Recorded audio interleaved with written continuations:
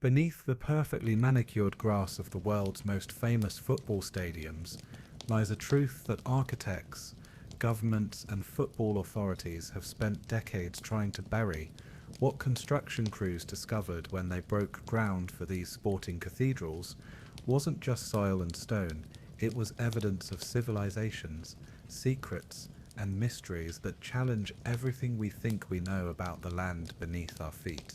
In 1923, when workers began excavating the site for what would become Wembley Stadium, their shovels struck something that shouldn't have been there. Deep beneath the London clay, they uncovered a network of tunnels that predated any known construction in the area by centuries. The tunnels were too sophisticated to be natural formations, too ancient to be medieval, and too extensive to be explained by any historical record. More disturbing was what they found inside those tunnels, artifacts that suggested the site had been used for ritualistic purposes long before the first football was ever kicked. The official records of this discovery were immediately classified. The workers who found the tunnels were reassigned to different projects across the country. Their contracts terminated with generous severance packages that came with comprehensive non-disclosure agreements. The tunnels themselves were filled with concrete before construction continued, and today, millions of football fans cheer above a buried mystery that the authorities determined was too dangerous to acknowledge. This pattern of discovery and subsequent cover-up has repeated itself at football stadiums across the world, creating a hidden archaeology of secrets that spans continents and centuries. What emerges from these suppressed discoveries is a disturbing picture of how the most sacred sites of the beautiful game were built upon foundations that someone desperately wanted to keep hidden. The story begins not with football, but with the peculiar way that stadiums seem to be built in locations that hold far deeper significance than anyone wants to admit. Time and again, when major football grounds are constructed, the excavation process uncovers evidence of human activity that extends back thousands of years. These discoveries follow patterns too consistent to be coincidental: ancient burial grounds, religious sites, and structures that suggest sophisticated civilizations existed in these locations long before recorded history. Consider the case of the Santiago Bernabéu Stadium in Madrid, where construction workers in 1944 discovered what Spanish authorities initially described as a minor archaeological find. The reality, revealed decades later through leaked government documents, was far more significant. Beneath the site that would become Real Madrid's home, workers had uncovered an extensive Roman necropolis, a city of the dead that had been carefully laid out according to astronomical alignments that modern archaeologists still struggle to understand. The Roman tombs weren't empty. They contained artifacts that didn't match the burial customs of any known Roman period, suggesting either that the site had been used continuously across multiple civilizations, or that the Romans themselves had built upon something even older. Most disturbing were the recurring motifs found carved into the stone sarcophagi, spiraling patterns and geometric designs that bore striking similarities to symbols found at much older sites across Europe, Africa, and South America. Spanish authorities made the decision to catalogue and remove only the most obviously Roman artifacts, leaving the deeper layers unexplored. The decision was officially justified by construction deadlines and budget constraints, but internal memos discovered in the 1980s revealed the true reason for the hasty concealment. Government archaeologists had identified elements of the burial complex that suggested connections to pre-Roman cultures about which very little was known, and about which the Franco regime preferred to know even less. The filled-in excavation beneath the Bernabéu was declared structurally sound for construction purposes, but engineers working on the project noted unusual acoustic properties in the stadium that they couldn't explain. Sound seemed to resonate differently at certain points on the pitch, creating what some described as dead zones where crowd noise would mysteriously dissipate Players have reported feeling unusually drained when playing in these specific areas, though medical examinations have never identified any physical cause for their fatigue. More troubling are the accounts from stadium maintenance crews who work in the lower levels of the Bernabéu during off hours. Multiple employees, speaking on condition of anonymity, have described hearing sounds that seem to emanate from beneath the foundation. Rhythmic tapping, distant voices, speaking in languages they couldn't identify, and what one worker described as the sound of stone grinding against stone, like something trying to break free. These reports might be dismissed as imagination or urban legend, if not for the fact that similar phenomena have been documented at football stadiums across the world, always in locations where significant archaeological discoveries were made and subsequently concealed. The pattern becomes even more disturbing when examined through the lens of what happened at Anfield Stadium in Liverpool during the major renovation project of 2016. Workers expanding the main stand discovered what they initially believed to be a collapsed Victorian sewer system. The curved brick structures beneath the pitch appeared to follow the contours of a long-forgotten watercourse, which made sense given Liverpool's industrial history and the known presence of culverted streams throughout the city. However, when structural engineers attempted to incorporate these existing underground features into their renovation plans, they discovered that the brick structures weren't following the path of any natural watercourse. The curved tunnels formed a complex geometric pattern that served no obvious hydraulic purpose. More puzzling still, the construction techniques used in these tunnels were unlike any Victorian engineering that had been documented in the Liverpool area. Dr. Sarah Chen, a specialist in industrial archaeology, brought in to assess the historical significance of the find, submitted a preliminary report that raised more questions than it answered. According to her analysis, the underground structures showed evidence of multiple construction phases spanning several centuries. The oldest sections appeared to use building techniques that predated known settlement in the area, while later additions had been made using methods that were recognizably Victorian, but had been applied in ways that suggested the builders were working around something they didn't want to disturb. Dr. Chen's final report was never made public.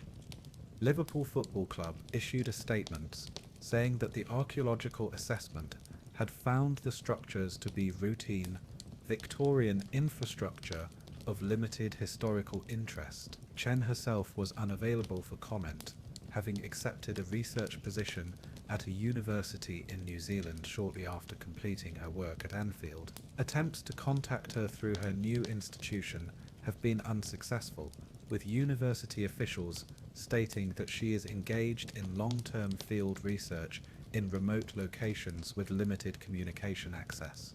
The underground structures at Anfield were sealed with modern concrete and declared safe for construction purposes.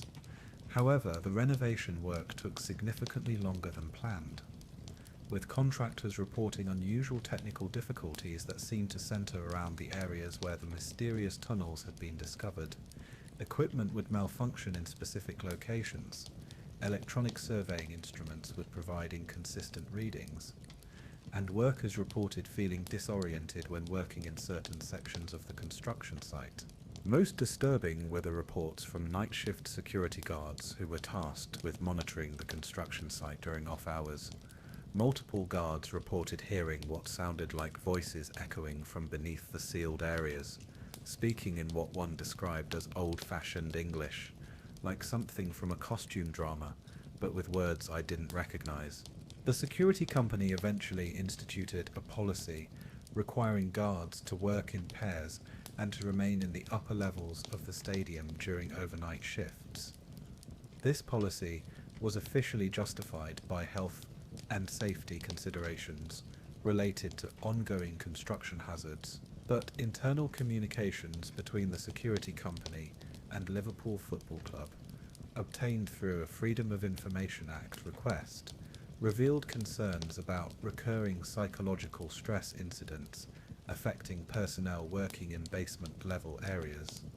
The Anfield case established a pattern that would become familiar to those who began tracking these incidents across multiple stadiums. Initial discovery of unexplained underground structures brought in experts who raise uncomfortable questions, rapid official dismissal of the findings as routine or insignificant, subsequent sealing of the discovered areas, and ongoing reports of unusual phenomena that are carefully managed to avoid public attention. This pattern repeated itself with even more dramatic consequences during the construction of the Emirates Stadium in North London. The site chosen for Arsenal's new home had a complex history, having served as an industrial area, residential neighbourhood, and briefly as a military installation during World War II.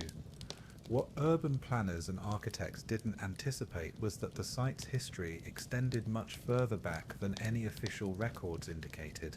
The first sign that something unusual lay beneath the proposed stadium site came during the initial soil surveys in 2002. Geological testing revealed the presence of large voids beneath the surface, spaces that appeared to be artificially created rather than natural cave formations. These voids were initially dismissed as evidence of old basements or industrial cellars that had been filled in and forgotten over the decades of urban development. However, when preliminary excavation began in 2003, workers discovered that the underground spaces formed a much more extensive network than anyone had anticipated.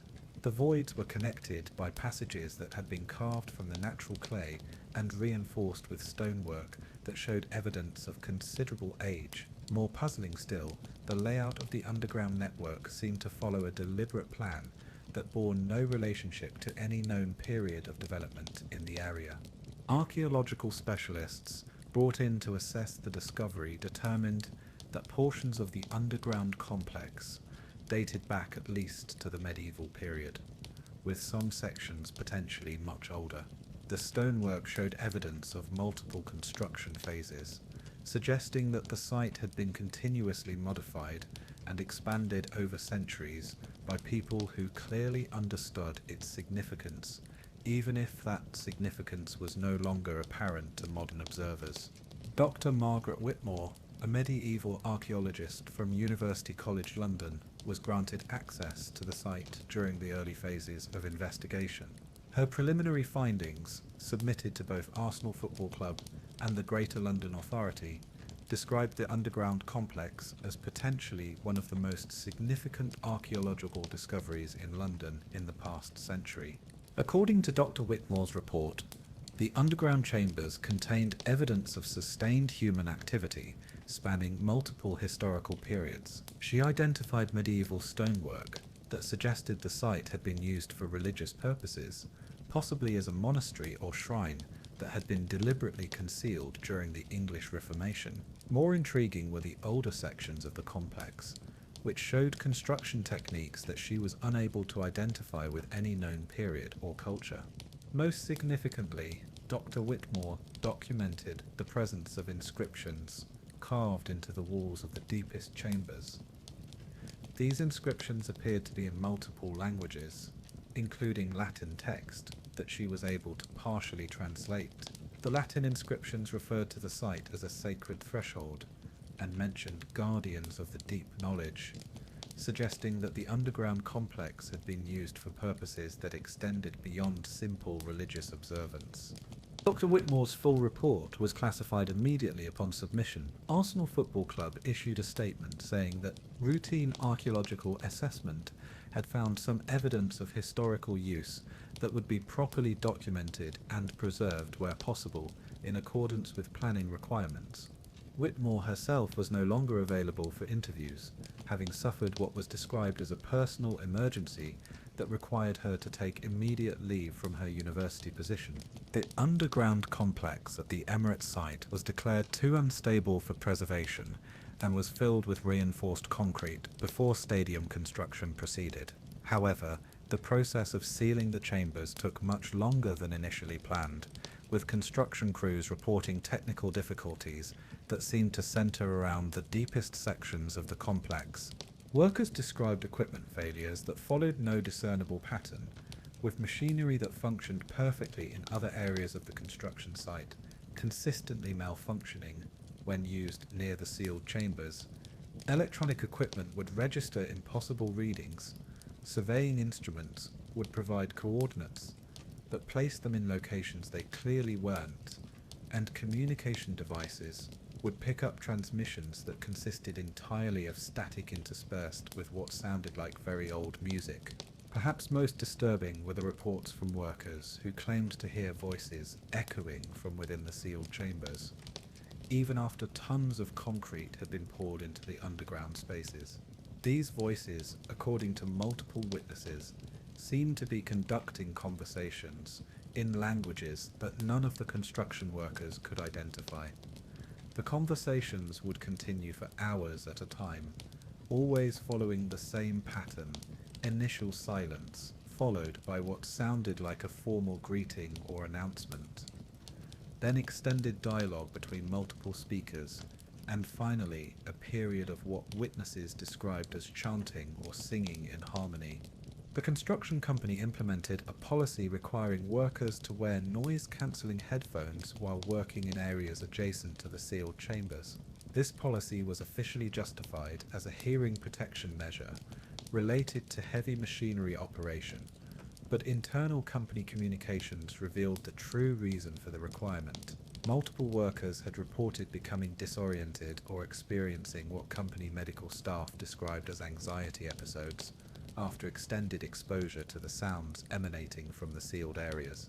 Arsenal Football Club and the construction company coordinated their public statements to downplay any suggestion that the underground discoveries had posed significant challenges to the construction process. Official project updates consistently described the archaeological work as routine and proceeding according to schedule, despite the fact that the construction timeline was extended by nearly 8 months, specifically to deal with issues related to the sealed chambers. The Emirates Stadium was completed and opened in 2006, but the unusual phenomena didn't end with the conclusion of construction. Stadium staff have reported ongoing acoustic anomalies that seem to be connected to the sealed underground areas. During quiet periods, particularly during early morning hours when the stadium is empty, security personnel have documented sounds that appear to originate from beneath the pitch.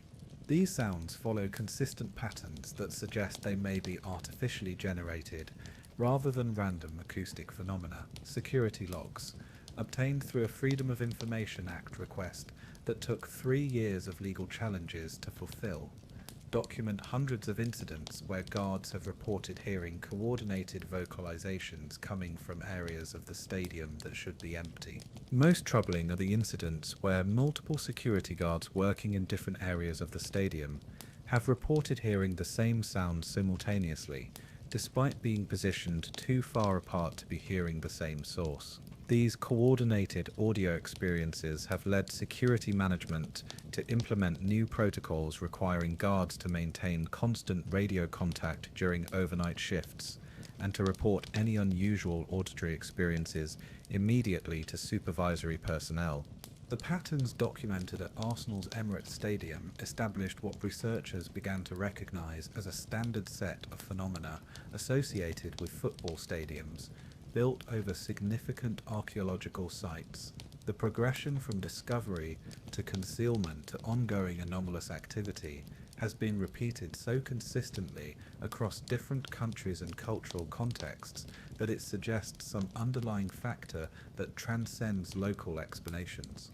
This recognition led to more systematic attention being paid to similar discoveries at other major football venues, and what emerged was a pattern of concealment that appeared to be coordinated at levels far above individual clubs or construction companies.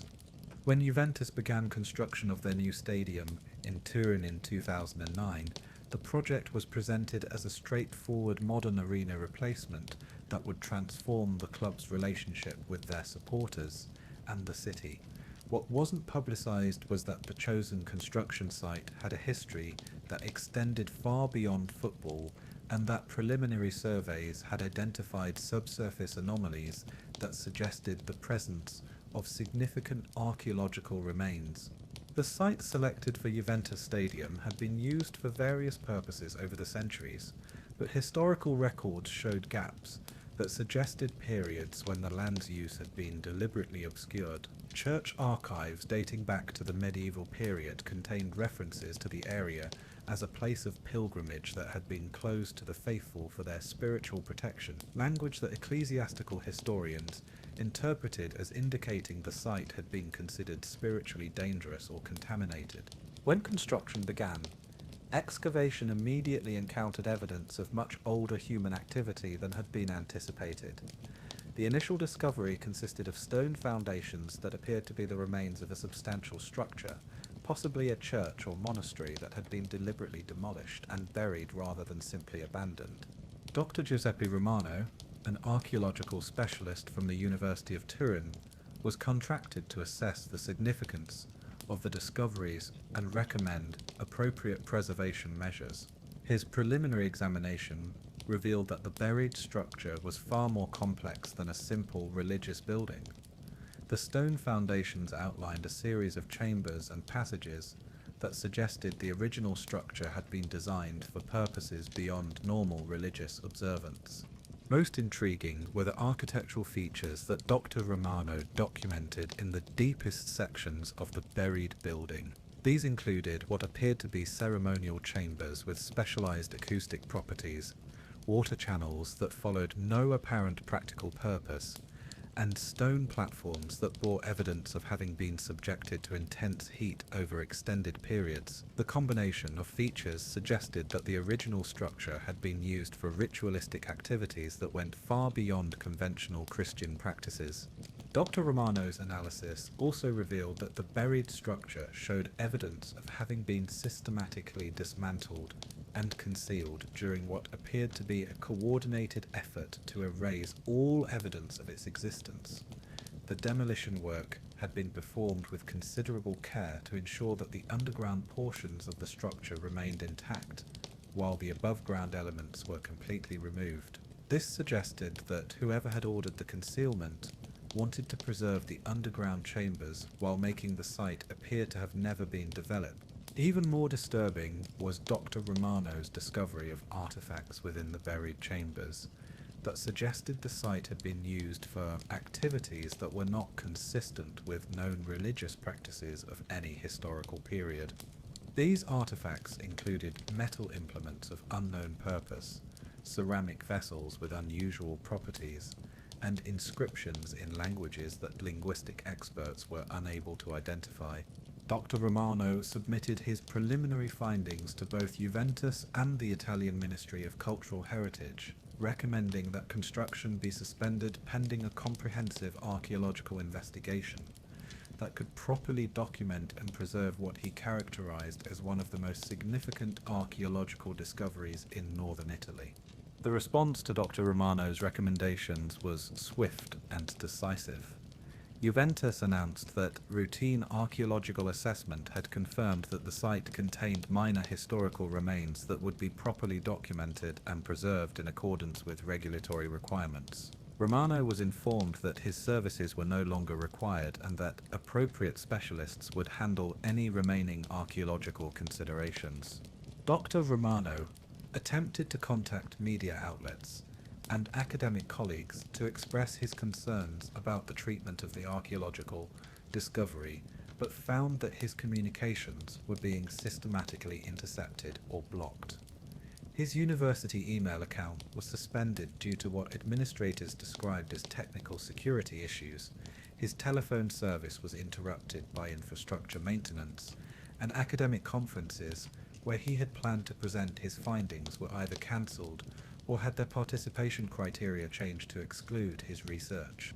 Within 6 months of submitting his report, Dr. Romano had left his position at the University of Turin and relocated to a research facility in northern Canada, where he was engaged in long-term field studies requiring extended isolation from conventional communication networks. Attempts by journalists and academic colleagues to contact him at his new location have been unsuccessful. The archaeological site at the Juventus Stadium location was declared adequately documented and ready for modern development, and was filled with concrete and steel reinforcement before stadium construction proceeded. However, as with other similar projects, the process of sealing the underground areas proved to be more complicated and time-consuming than anticipated. Construction workers reported equipment failures and technical difficulties that seemed to be concentrated around the areas where the archaeological discoveries had been made. These problems included surveying instruments that provided inconsistent readings, communication equipment that would suddenly lose signal strength, and machinery that would experience mechanical failures that technicians were unable to explain or prevent. More concerning were the reports from construction workers about unusual experiences while working in areas adjacent to the sealed archaeological site. Multiple workers reported feeling unexpectedly fatigued or disoriented when working in these areas, despite medical examinations showing no evidence of exposure to toxic materials or dangerous conditions. Several workers also reported auditory experiences that suggested the sealed underground chambers were not as completely isolated as intended. These workers described hearing sounds that seemed to echo from beneath the concrete and steel that had been used to fill the archaeological site. The sounds were described as rhythmic tapping and distant voices speaking in coordination, similar to phenomena reported at other stadium construction sites where significant archaeological discoveries had been made and subsequently concealed. Juventus Stadium was completed and opened in 2011, but the unusual phenomena continued after construction was finished. Stadium maintenance staff have documented ongoing issues with electronic equipment that seems to malfunction, specifically in areas of the facility that are positioned above the former archaeological site. These technical problems have included lighting systems that operate inconsistently despite regular maintenance, sound systems that produce unexplained audio artifacts during quiet periods, and security cameras that occasionally record footage showing distortions or interference patterns that technical specialists have been unable to explain. Perhaps most significantly, players and coaching staff have reported that certain areas of the pitch seem to have unusual characteristics that affect gameplay in ways that don't correspond to any measurable differences in field conditions. Multiple players have described feeling unusually fatigued when playing in specific zones of the field, while others have reported experiencing brief disorientation or confusion when running through particular areas. These effects have been subtle enough that they haven't significantly impacted match outcomes, but they've been consistent enough that coaching staff have begun incorporating them into their tactical planning. Juventus trainers have privately acknowledged that they advise players to avoid extended periods of play in certain areas of the pitch, though they attribute this guidance to minor variations in field conditions, rather than acknowledging any connection to the archaeological discoveries made during construction. The pattern established by the discoveries at Wembley, the Bernabéu, Anfield, the Emirates, and Juventus Stadium has been repeated at football venues across the world, suggesting that these incidents aren't isolated coincidences, but rather manifestations of a systematic effort to conceal archaeological discoveries that someone considers too sensitive for public knowledge. This systematic concealment becomes even more apparent when examining what happened during the construction of Soccer City Stadium in Johannesburg, South Africa, in preparation for the 2010 FIFA World Cup. The site chosen for this flagship venue had been used for various purposes throughout the 20th century, but geological surveys revealed evidence of much older human activity that extended back thousands of years. When excavation began in 2006, construction crews immediately encountered what appeared to be an extensive archaeological site that showed evidence of continuous human occupation spanning multiple prehistoric periods.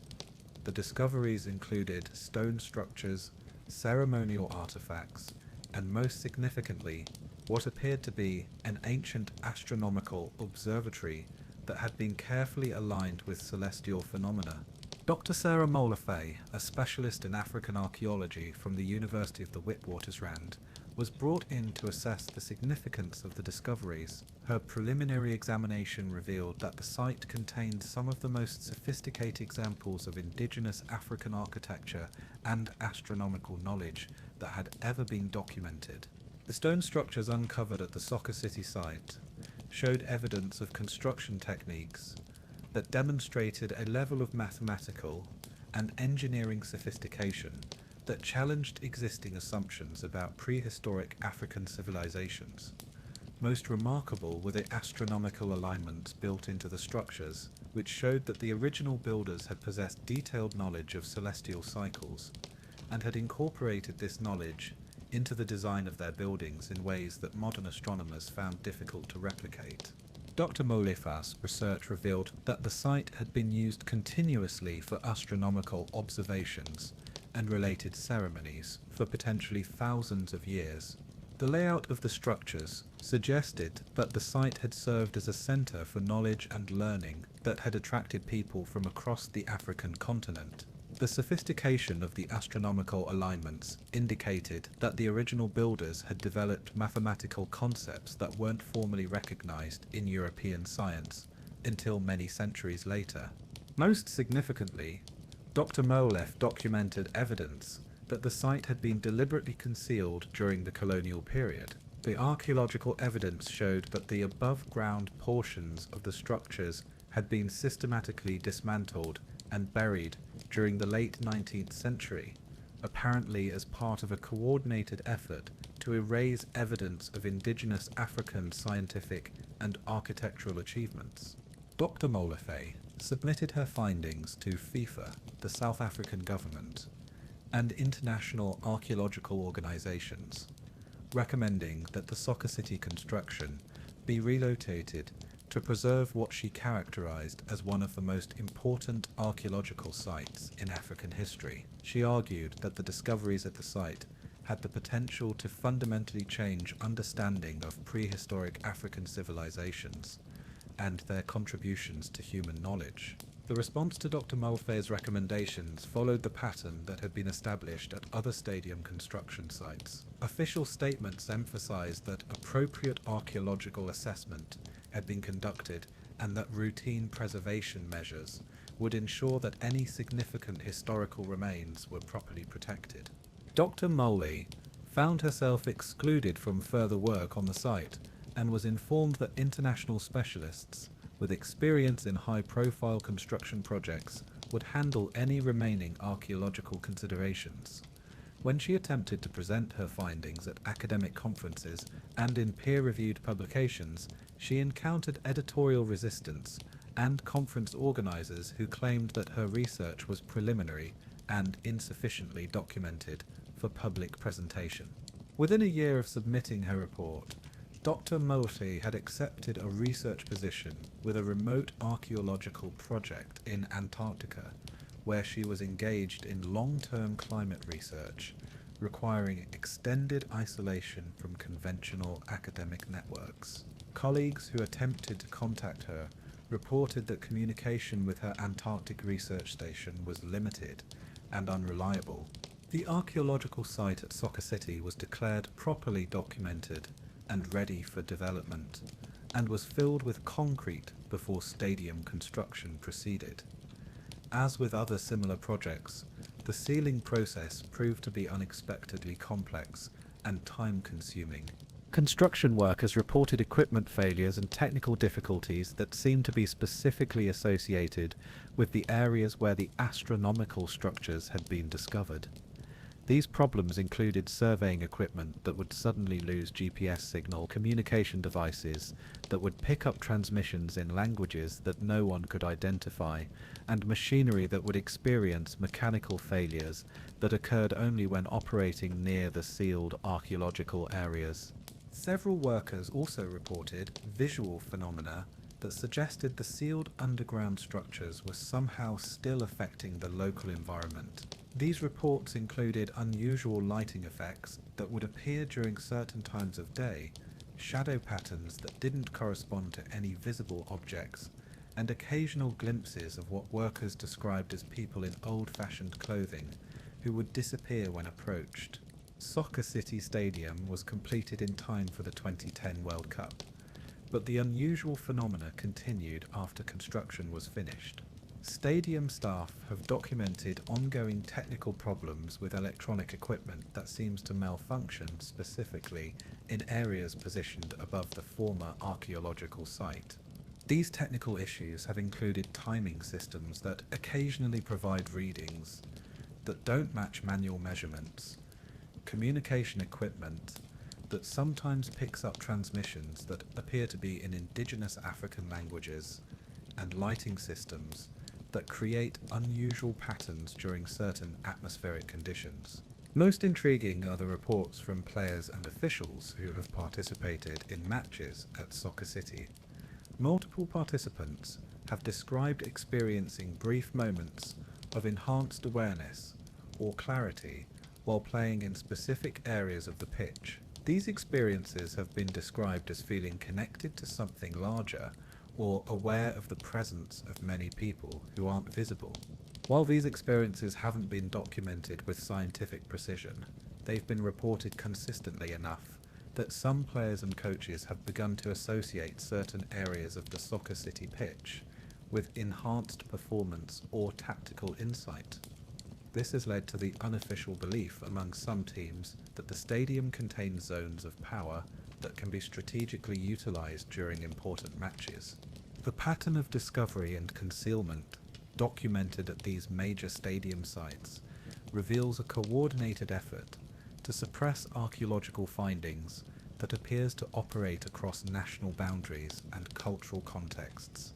The consistency of the response to these discoveries suggests institutional knowledge and procedures that have been developed specifically to handle situations where stadium construction uncovers evidence of human activity that someone considers too sensitive for public disclosure.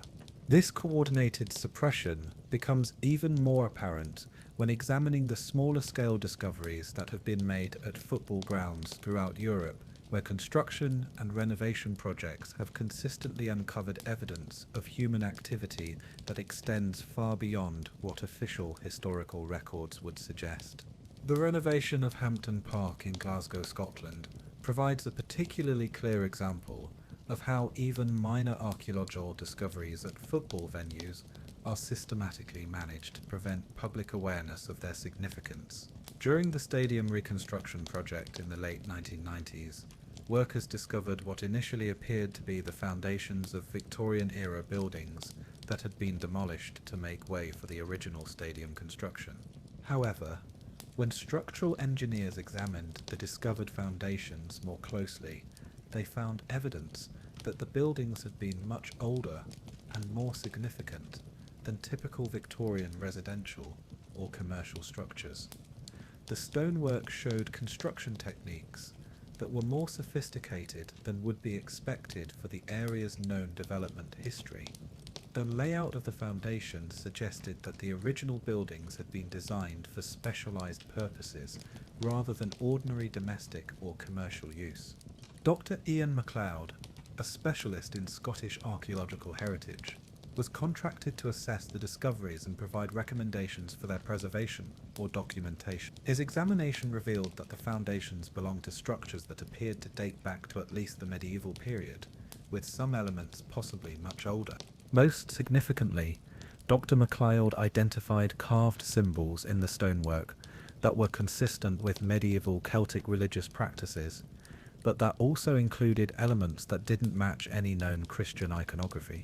These symbols suggested that the site had been used for religious or ceremonial purposes that combined Christian elements with much older traditions that predated the introduction of Christianity to Scotland.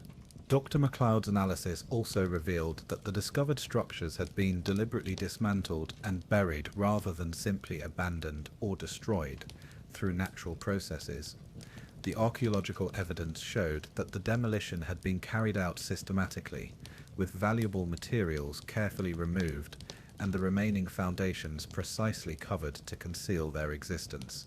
This pattern of deliberate concealment suggested that someone had wanted to erase evidence of the site's original purpose while preserving the underground elements for possible future use or investigation. MacLeod hypothesized that the concealment had occurred during periods of religious or political upheaval when practices associated with the site might have been considered dangerous or heretical.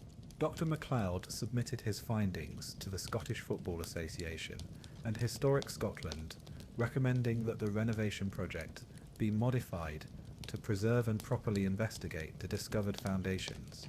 He argued that the discoveries represented an important opportunity to better understand the religious and cultural practices of medieval Scotland, particularly the ways that older traditions had been adapted or suppressed during the process of Christianization.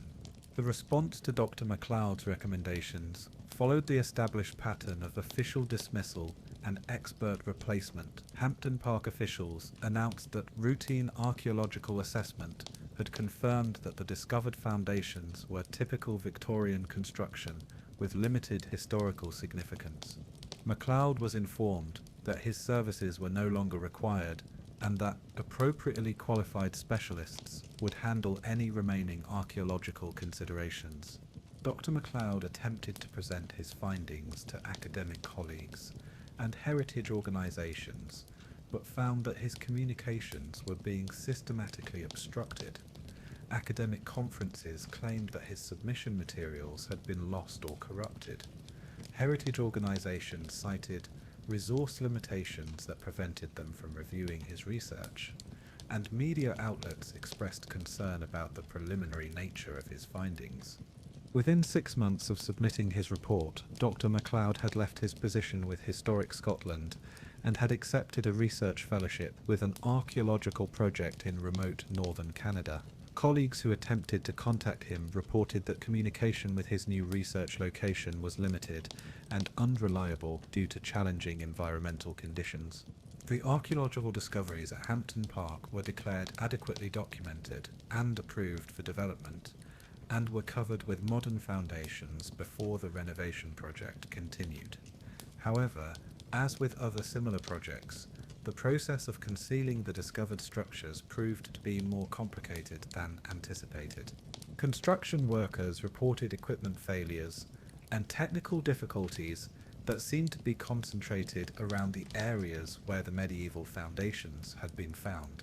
These problems included measurement instruments that would provide inconsistent readings, power tools that would experience electrical failures when used near the sealed foundations, and communication equipment that would lose signal strength in specific areas of the construction site. Several workers also reported experiencing unusual sensations while working in areas adjacent to the concealed foundations. These experiences included feeling unexpectedly cold or warm despite consistent weather conditions, hearing what sounded like distant music or singing during quiet periods, and occasionally glimpsing movement in their peripheral vision that would disappear when they turned to look directly. The Hampton Park renovation was completed on schedule, but stadium staff have continued to report ongoing phenomena that seem to be associated with the concealed archaeological site. These reports include audio anomalies during quiet periods when the stadium is empty, electronic equipment that occasionally malfunctions in specific areas of the facility, and cleaning staff who report finding areas that appear to have been disturbed overnight, despite security systems showing no evidence of unauthorized access. Most intriguingly, players and coaching staff have reported that certain areas of the renovated Hampton Park seem to have unusual acoustic properties that affect communication during matches. Some areas of the pitch seem to amplify crowd noise in unexpected ways, while other areas create dead zones where verbal communication becomes difficult even when players are standing close together. These acoustic anomalies have been subtle enough that they haven't significantly disrupted match play, but they've been consistent enough that some teams have begun incorporating them into their tactical planning. Scottish national team coaches have privately acknowledged that they brief players about the acoustic characteristics of different areas of the Hampton pitch, though they attribute these variations to architectural features of the renovated stadium design rather than acknowledging any connection to the archaeological discoveries made during construction. The systematic suppression of archaeological discoveries at football stadiums extends beyond major international venues to include smaller local grounds where renovation or expansion projects have uncovered evidence of significant historical activity. These cases are particularly revealing because they demonstrate that the institutional mechanisms for concealing sensitive discoveries operate at all levels of football, not just at the highest profile venues that attract international attention.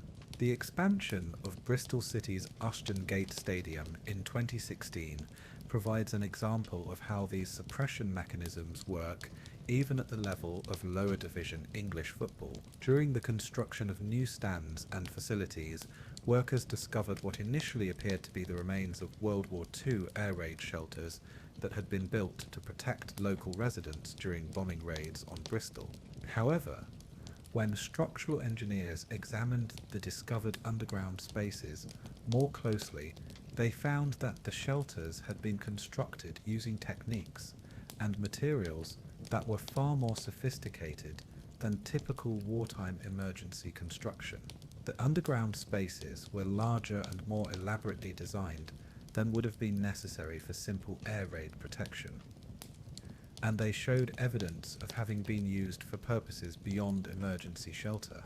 Dr. Rebecca Walsh, a specialist in wartime archaeology from the University of Bristol, was contracted to assess the historical significance of the discoveries. Her examination revealed that the underground spaces had been designed with features that were more consistent with permanent installations than temporary emergency shelters. Most significantly, Dr. Walsh documented evidence that the underground spaces had been used continuously throughout the 20th century, long after the end of World War II, when emergency shelters would no longer have been needed. The archaeological evidence showed that the spaces had been maintained and modified over decades, suggesting that they had served ongoing purposes that extended far beyond wartime protection. Dr. Walsh's analysis also revealed that the underground installations were connected to other similar structures throughout the Bristol area by tunnels that appeared to have been constructed during multiple time periods. This network of connected underground spaces suggested that the site had been part of a larger infrastructure project that had remained active and maintained long after the war. Most troubling was Dr. Walsh's discovery of equipment and materials within the underground spaces that didn't match any known wartime or post-war use patterns. These items included communication equipment that appeared to be more sophisticated than would have been available to civilian populations during the relevant time periods, and documents written in languages and using terminology that linguistic experts were unable to identify. Dr. Walsh submitted her findings to Bristol City Football Club and the Bristol City Council, recommending that the expansion project be modified to preserve and properly investigate the discovered underground network. She argued that the discoveries represented an important opportunity to better understand the wartime and post-war history of Bristol, particularly the ways that civilian populations had organized themselves for protection and communication during periods of crisis. The response to Dr. Walsh's recommendations followed the established pattern of official dismissal and expert replacement. Bristol City announced that routine archaeological assessment had confirmed that the discovered structures were typical wartime construction with limited historical significance. Walsh was informed that her services were no longer required, and that appropriately qualified specialists would handle any remaining archaeological considerations. Dr. Walsh attempted to present her findings to academic colleagues and historical organizations, but found that her communications were being systematically obstructed. University departments claimed that her research materials had been corrupted or lost. Historical societies cited resource limitations that prevented them from reviewing her work and media outlets expressed concerns about the preliminary nature of her documentation. Within 6 months of submitting her report, Dr. Walsh had left her position at the University of Bristol and had accepted a research fellowship with an archaeological project in remote northern Scotland. Colleagues who attempted to contact her reported that communication with her new research location was limited due to challenging environmental conditions and limited technological infrastructure. The archaeological discoveries at Ashton Gate were declared adequately documented and approved for development, and were filled with modern construction materials before the expansion project continued. However, as with other similar projects, the process of sealing the discovered structures proved to be more complicated than anticipated. Construction workers reported equipment failures and technical difficulties that seemed to be concentrated around the areas where the underground network had been found. These problems included electronic equipment that would experience power fluctuations when used near the sealed areas, communication devices that would pick up transmissions that appeared to be in languages or codes that no one could decipher, and machinery that would experience mechanical failures that occurred only when operating in specific locations. Several workers also reported experiencing physical sensations while working in areas adjacent to the concealed underground network. These experiences included feeling unexpectedly fatigued or energized despite consistent work conditions, hearing what sounded like distant machinery operating during quiet periods, and occasionally detecting odors that suggested the presence of equipment or materials that weren't part of the construction project. The Ashton Gate expansion was completed on schedule, but stadium staff have continued to report ongoing phenomena that seem to be associated with the concealed underground network. These reports include electronic equipment that occasionally picks up transmissions during quiet periods when the stadium is empty, security systems that sometimes record activity in areas that should be unoccupied, and maintenance staff who report finding evidence of equipment that appears to have been operated recently, despite no authorized access to the relevant areas. Most significantly, players and coaching staff have reported that certain areas of the expanded Ashton Gate facility seem to have unusual electromagnetic properties that affect electronic equipment during matches and training sessions. Heart rate monitors and GPS tracking devices sometimes provide readings that don't match manual measurements, while communication equipment occasionally experiences interference that seems to originate from specific areas of the stadium. These electromagnetic anomalies have been subtle enough that they haven't significantly disrupted match play or training activities, but they've been consistent enough that Bristol City's sports science staff have begun incorporating them into their equipment protocols. Team technicians have privately acknowledged that they avoid using certain types of electronic monitoring equipment in specific areas of the stadium, though they attribute these limitations to architectural features of the expanded facility design, rather than acknowledging any connection to the archaeological discoveries made during construction. The pattern of archaeological discovery and subsequent concealment documented at these football venues reveals an institutional approach to information management that operates across multiple countries, cultures, and levels of football competition. The consistency of the response to these discoveries suggests the existence of established protocols and procedures that are implemented whenever stadium construction uncovers evidence that someone considers too sensitive for public disclosure.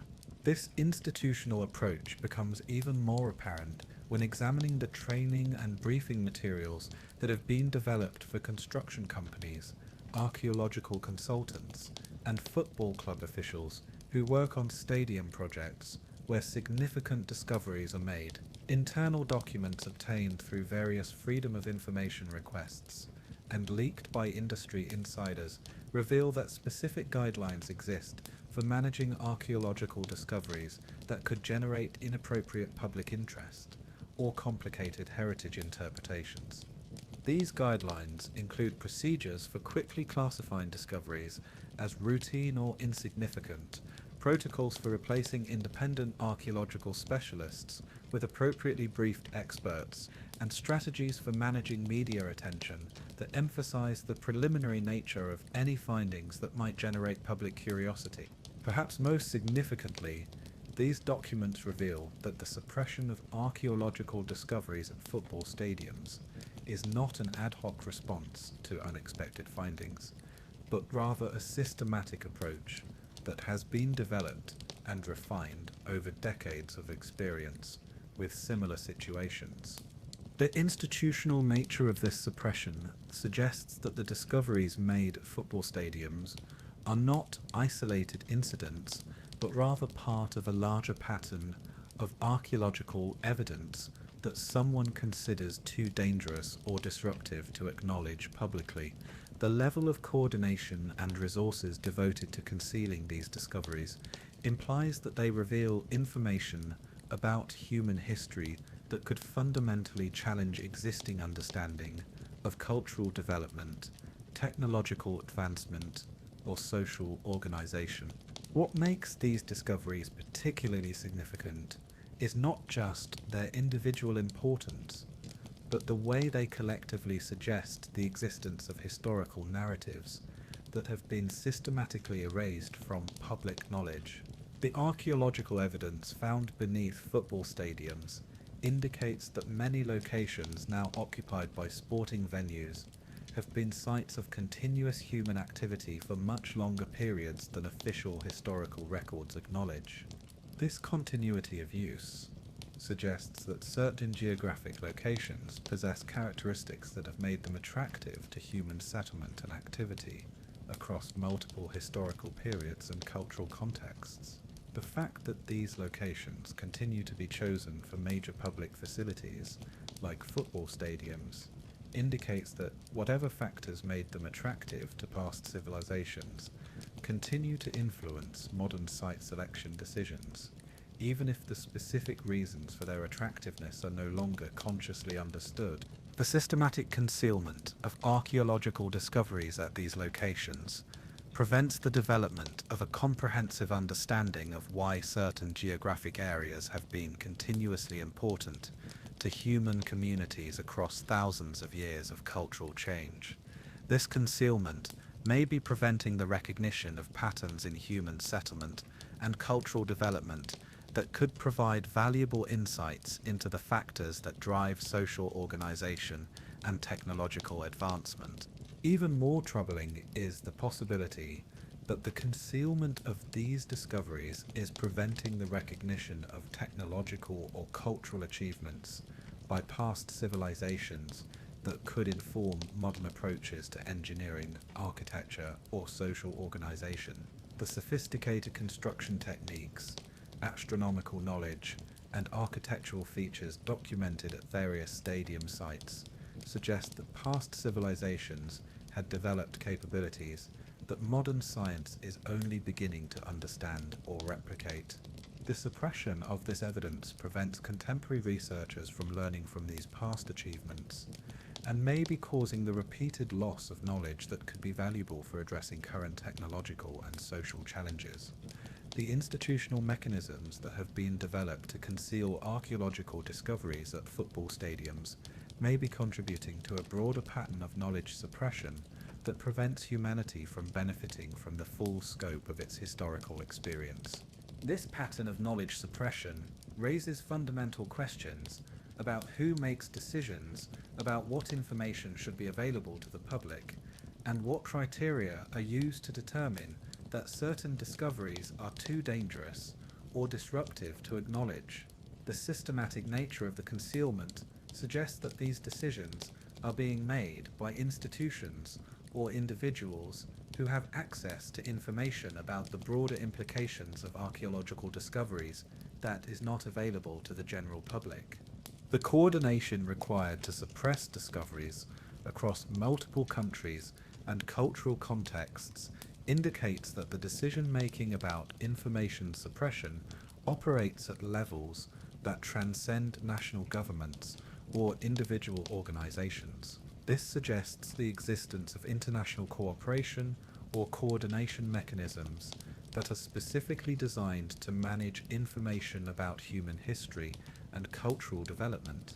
Perhaps most significantly, the ongoing phenomena reported at stadium sites where archaeological discoveries have been concealed suggest that the suppression of these discoveries may not be entirely successful. The persistent technical anomalies, acoustic phenomena, and unusual experiences reported by stadium staff and users indicate that whatever factors made these locations significant to past civilizations continue to operate despite efforts to conceal or eliminate their influence.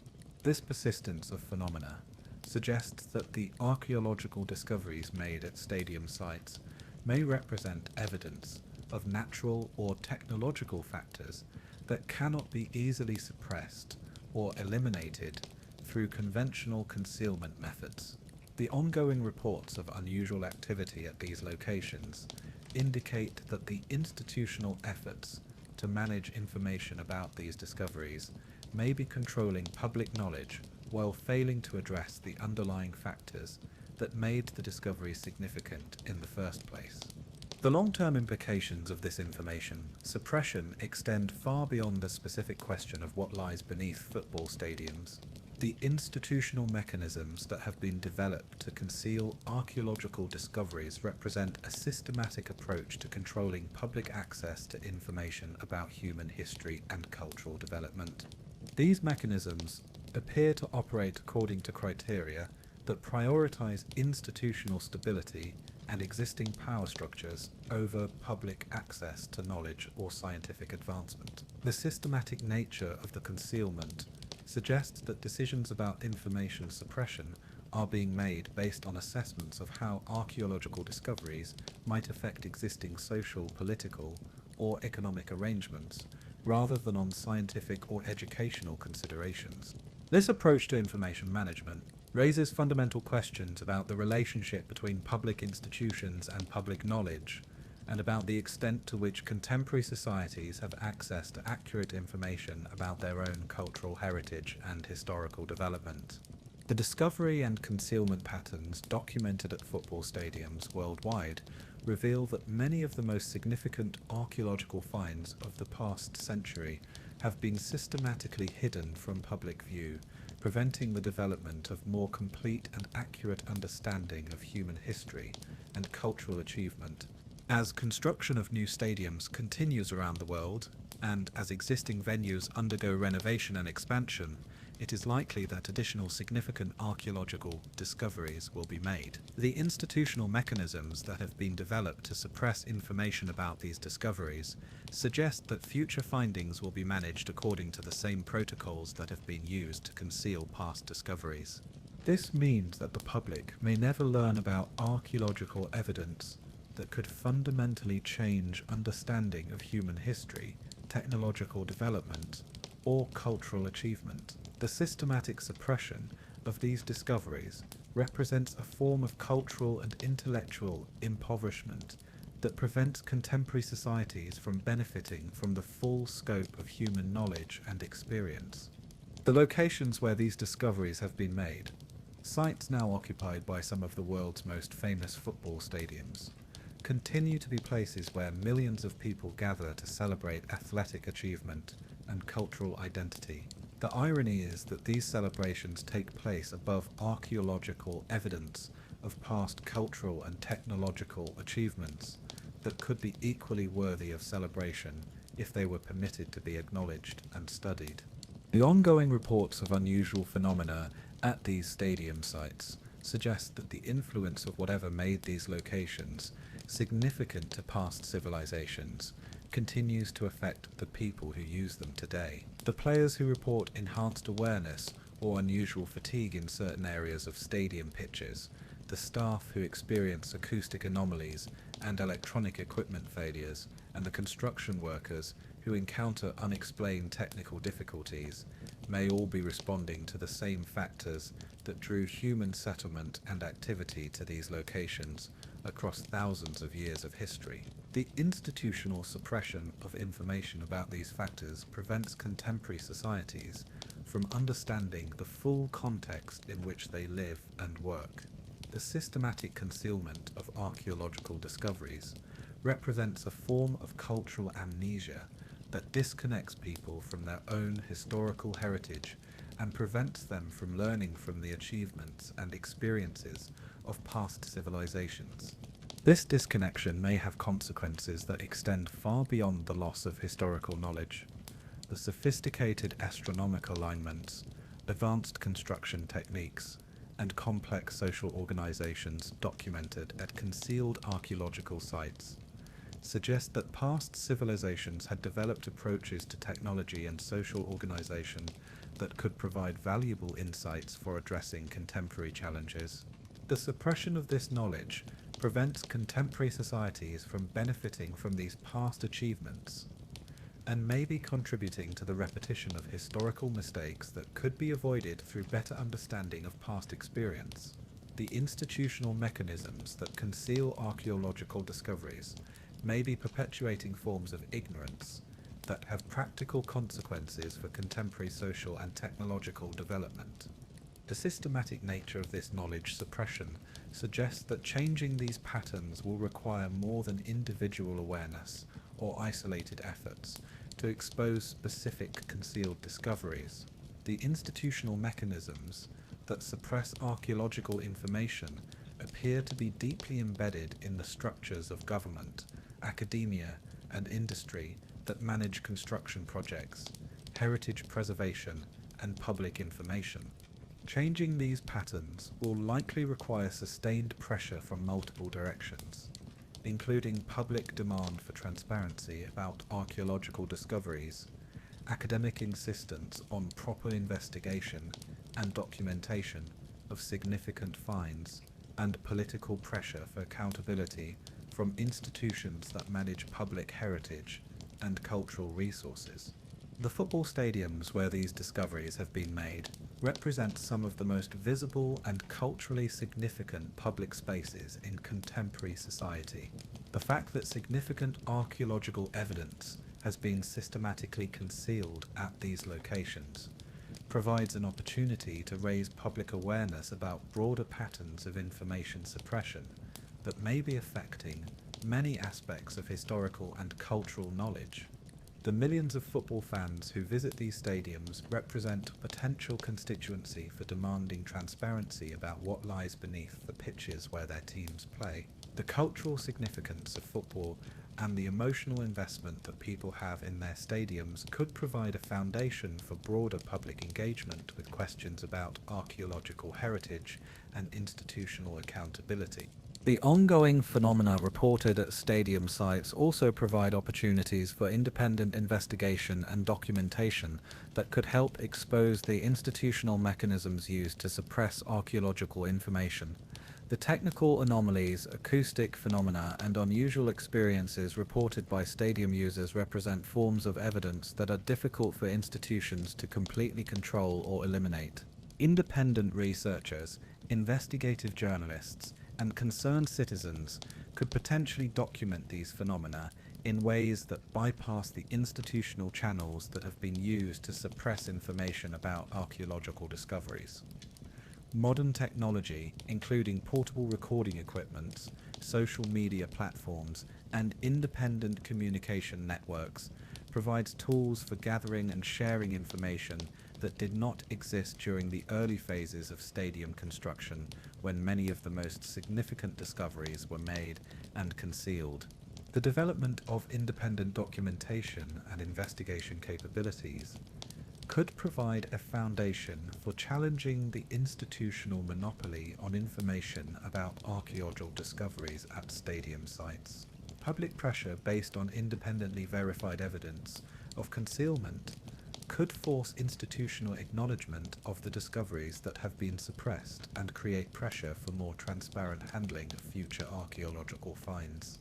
The cultural significance of football and the public investment in stadium facilities could provide leverage for demanding institutional accountability about the treatment of archaeological heritage at these sites. Public ownership of many stadium facilities and public financing of stadium construction create legal and political foundations for demanding transparency about how archaeological discoveries are handled during construction and renovation projects.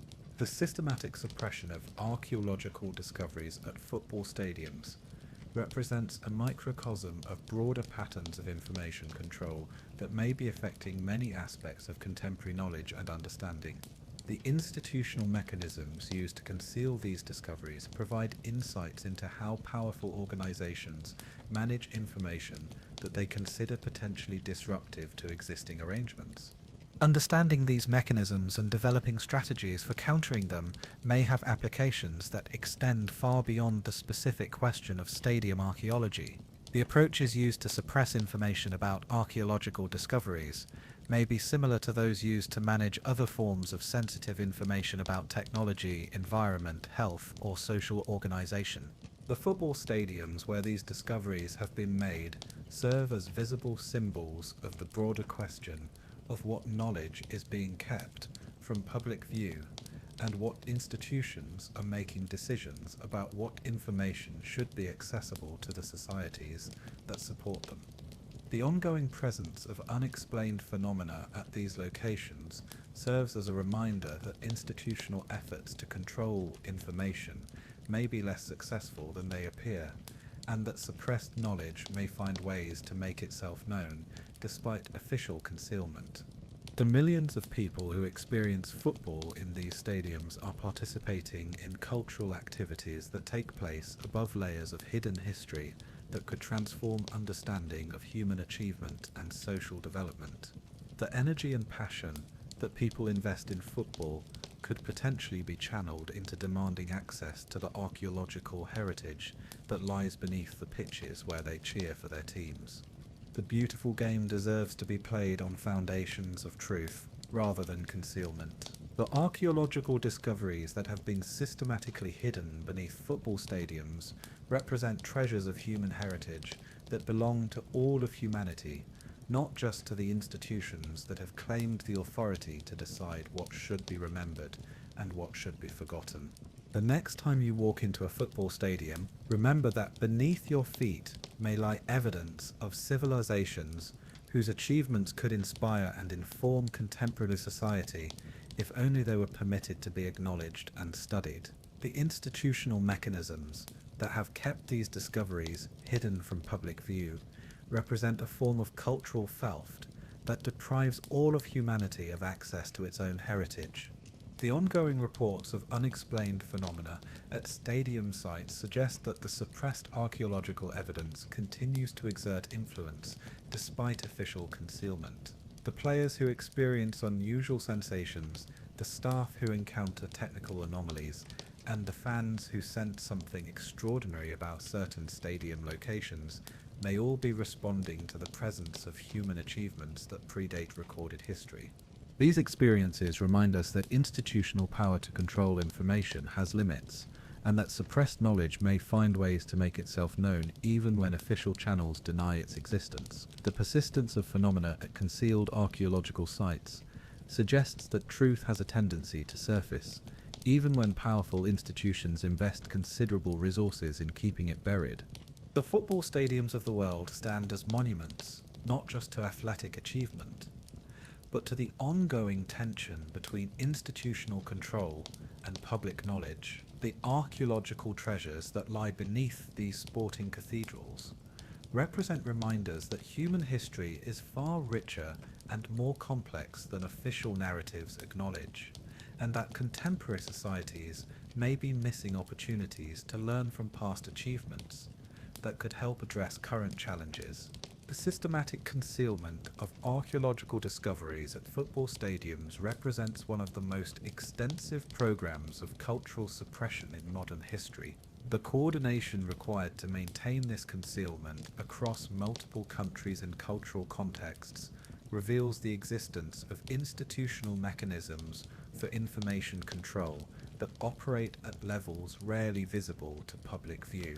Understanding and challenging these mechanisms may be essential for ensuring that future archaeological discoveries are handled with the transparency and scientific rigor that they deserve.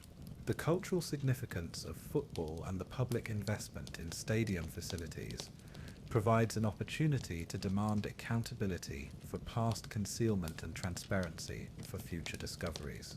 The beautiful game has always been about bringing people together across cultural and national boundaries.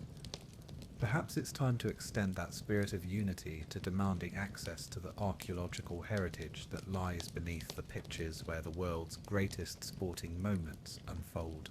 The treasures hidden beneath football stadiums belong to all of humanity, and the institutional mechanisms that have kept them concealed represent a form of cultural injustice that deserves to be challenged and overcome. As you watch your team take the field, remember that you may be witnessing more than just athletic competition. You may be participating in a cultural activity that takes place above layers of human achievement and knowledge that could inspire and inform our understanding of what humanity is capable of accomplishing. The archaeological evidence that lies buried beneath football stadiums represents not just historical curiosities, but potential sources of insight and inspiration that could help contemporary societies address the challenges they face. The institutional suppression of this evidence represents a form of intellectual and cultural impoverishment that affects everyone who cares about human knowledge and achievement. The systematic concealment of archaeological discoveries at football stadiums is not just an issue for archaeologists and historians, but a concern for anyone who believes that societies should have access to accurate information about their own heritage and the achievements of past civilizations. The ongoing phenomena reported at stadium sites where archaeological discoveries have been concealed serve as reminders that suppressed knowledge may find ways to make itself known, despite official efforts at concealment. The technical anomalies, acoustic phenomena, and unusual experiences reported by stadium users suggest that the archaeological evidence hidden beneath these facilities continues to exert influence in ways that institutional suppression cannot completely control. These phenomena provide opportunities for independent investigation and documentation that could help expose the extent of archaeological suppression and create pressure for more transparent handling of future discoveries. The cultural significance of football and the emotional investment that people have in their stadiums could provide a foundation for public engagement with broader questions about archaeological heritage and institutional accountability. The millions of football fans around the world represent a potential constituency for demanding transparency about what lies beneath the stadiums where they celebrate their teams and their sport. The passion and loyalty that people feel for football could potentially be channeled into demanding access to the archaeological treasures that institutional suppression has kept hidden from public view. The time has come to break the silence that has surrounded the archaeological discoveries made at football stadiums around the world. The evidence of systematic concealment is overwhelming, and the ongoing reports of unexplained phenomena suggest that the suppressed knowledge continues to seek acknowledgement despite official denial. Football has always been called the beautiful game because of its ability to inspire and unite people across all boundaries. Perhaps it's time to extend that beauty to include transparency about the archaeological heritage that lies beneath the pitches where the world's most beloved sport is played. The treasures hidden beneath football stadiums represent part of humanity's common heritage, and the institutional mechanisms that have kept them concealed represent a form of cultural injustice that deserves to be challenged. The next time you experience the magic of football in a stadium, take a moment to consider what archaeological wonders might lie beneath your feet, and what knowledge might be waiting to be discovered if institutional suppression could be overcome by public demand for transparency and truth. The institutional suppression of archaeological discoveries extends far beyond the major stadiums we've examined. Across Europe, South America, and Asia, smaller venues have yielded equally significant finds that have been systematically concealed through the same mechanisms of expert replacement, evidence suppression, and official dismissal. In Argentina, the construction of La Bombonera's expansion in 2001 uncovered what appeared to be pre-Columbian ceremonial platforms buried beneath the Buenos Aires neighborhood of La Boca. Workers discovered intricate stone arrangements that showed evidence of astronomical alignments predating Spanish colonization. The platforms were oriented to track solar and lunar cycles with mathematical precision that rivaled European astronomical knowledge of the same period. Dr. Carlos Mendoza, an archaeologist specializing in pre-Columbian South American cultures, was initially brought in to assess the discoveries. His preliminary examination revealed that the ceremonial platforms were part of a larger complex that had been deliberately buried during the colonial period, apparently as part of systematic efforts to erase evidence of indigenous technological and scientific achievements. The stone arrangements showed construction techniques that demonstrated sophisticated understanding of engineering principles, including foundation systems designed to withstand seismic activity and drainage systems that managed water flow according to seasonal patterns. Most significantly, the platforms contained carved inscriptions in languages that predated known writing systems in the region, suggesting that indigenous cultures had developed literary traditions that were completely suppressed during European conquest. Dr. Mendoza's analysis revealed that the ceremonial platforms had been used for astronomical observations and related educational activities that indicated the existence of indigenous universities or learning centers that had attracted students from across South America. The sophistication of the educational infrastructure suggested that pre-Columbian societies had developed knowledge transmission systems that were far more advanced than European historical accounts acknowledged. However, Dr. Mendoza's research was abruptly terminated when Boca Juniors officials announced that routine archaeological assessment had confirmed that the discovered structures were typical colonial period construction with limited historical significance. Mendoza was informed that his services were no longer required and that appropriately qualified international specialists would handle any remaining archaeological considerations. When Dr. Mendoza attempted to contact academic colleagues and heritage organizations about his findings, he discovered that his communications were being systematically intercepted. His university email account was suspended due to security concerns. His research materials were confiscated during what officials described as a routine academic audit, and his attempts to present his findings at international conferences were blocked by claims that his research was insufficiently documented for academic standards. Within months of being removed from the La Bombonera project, Dr. Mendoza had disappeared entirely from academic and professional networks. Colleagues who attempted to locate him were told that he had accepted a research position with an expedition to remote Antarctica, but attempts to contact him through official Antarctic research channels were unsuccessful. The archaeological discoveries at La Bombonera were declared properly documented and ready for development, and were covered with modern construction materials before the expansion project continued. However, the concealment process proved to be unusually difficult, with construction workers reporting equipment failures and technical anomalies that seemed to be concentrated around the areas where the ceremonial platforms had been discovered. Workers described surveying instruments that would suddenly lose calibration when used near the sealed archaeological areas, communication devices that would pick up transmissions in what sounded like indigenous languages, and machinery that would experience mechanical failures that technicians attributed to electromagnetic interference from unknown sources. Several construction workers also reported experiencing physical sensations while working near the concealed ceremonial platforms. These experiences included sudden changes in body temperature despite consistent weather conditions, feelings of dizziness or disorientation that would disappear when they moved away from specific areas, and auditory phenomena that suggested the presence of large groups of people engaged in coordinated activities. The La Bombonera expansion was completed according to schedule, but stadium staff have continued to report ongoing phenomena that seem to be associated with the concealed archaeological site.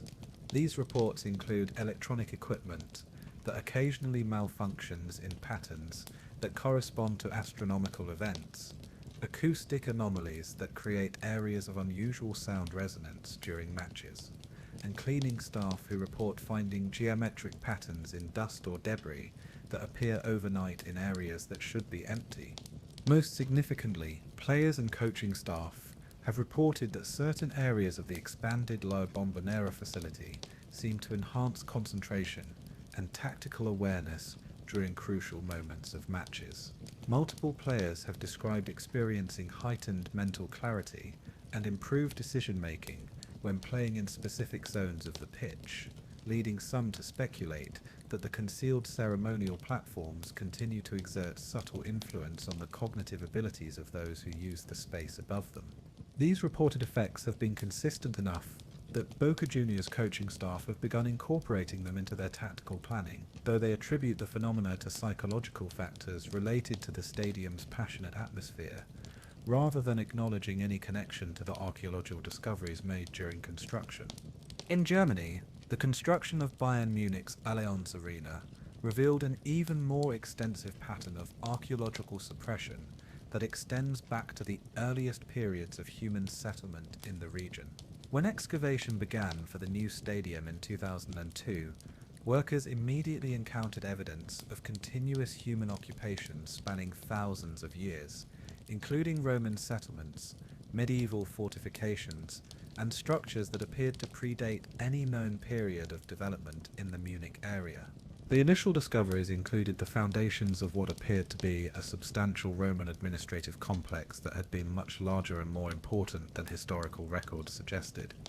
The complex showed evidence of having been designed for specialized purposes beyond typical provincial administration, including facilities that suggested the site had been used for astronomical observations, mathematical calculations, and what appeared to be educational activities.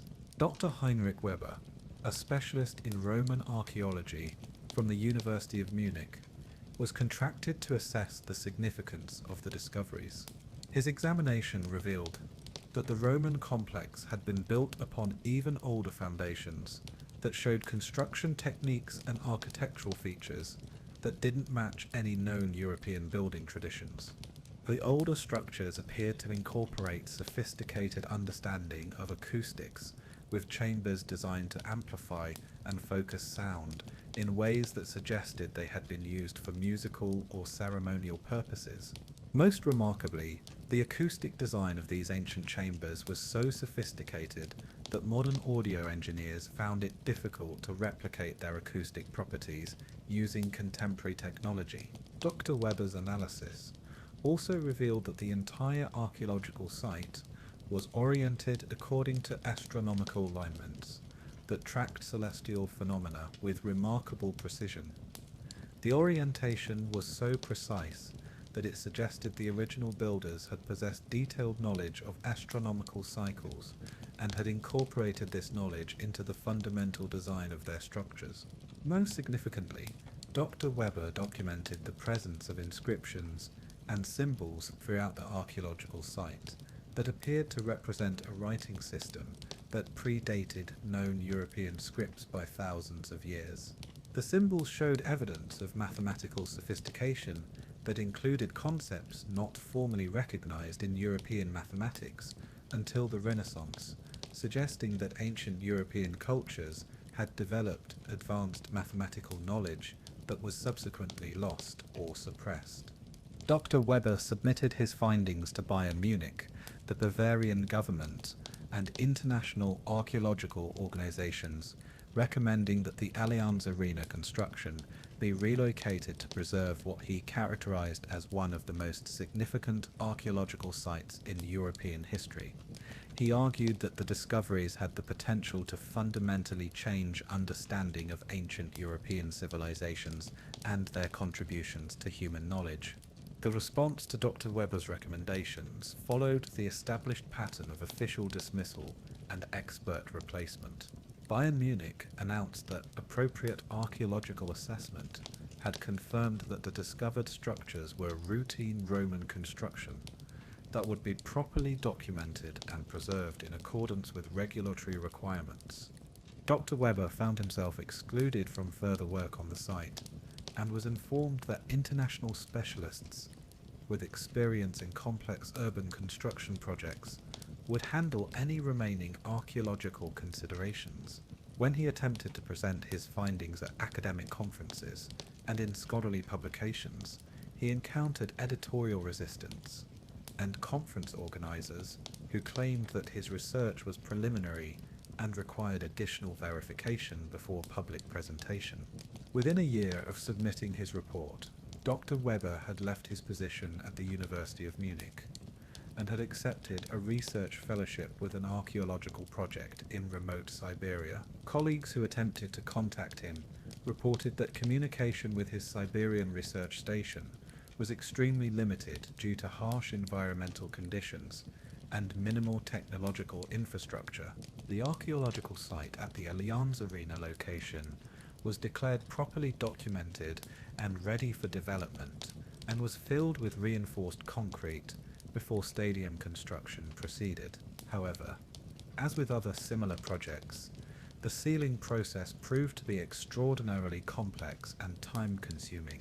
Construction workers reported equipment failures and technical difficulties that seemed to be specifically associated with the areas where the most significant archaeological discoveries had been made. These problems included GPS systems that would provide impossible coordinates, electronic equipment that would experience power fluctuations that followed no discernible pattern, and machinery that would suddenly stop functioning when operated near the sealed archaeological areas. Several workers also reported experiencing sensory phenomena that suggested the sealed underground structures were somehow still influencing the local environment. These reports included visual distortions that made distances appear shorter or longer than they actually were, acoustic effects that caused voices to echo in ways that defied the physical characteristics of the construction site, and temperature variations that created localized hot and cold zones despite consistent weather conditions. The Allianz Arena was completed and opened in 2005, but the unusual phenomena continued after construction was finished. Stadium staff have documented ongoing technical problems with electronic systems that seem to malfunction specifically in areas positioned above the former archaeological site. These technical issues have included timing systems that occasionally provide readings that don't correspond to manual measurements, communication equipment that sometimes picks up transmissions that appear to be in ancient languages, and lighting systems that create unusual patterns during certain atmospheric conditions. Most intriguingly, players and officials who have participated in matches at the Allianz Arena have reported experiencing enhanced tactical awareness and improved communication during certain phases of play. Multiple participants have described feeling more coordinated with their teammates and more intuitive in their decision-making when playing in specific areas of the pitch.